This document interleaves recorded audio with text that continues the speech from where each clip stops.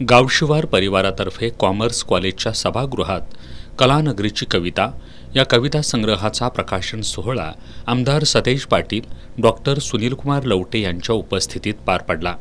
यावेळी बोलताना आमदार पाटील यांनी हा कविता संग्रह नवोदित कवींना दिशा देण्याचं, त्यांना नाव मिळवून देण्याचं काम करेल असा विश्वास व्यक्त केला।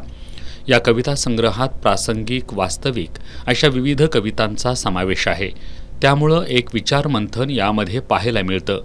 सध्याच्या चॅट जीटीपी आणि नवीन तंत्रज्ञानाच्या युगात माणूस स्वतःच्या बुद्धीनं विचार करणं थांबवेल अशी भीती आहे।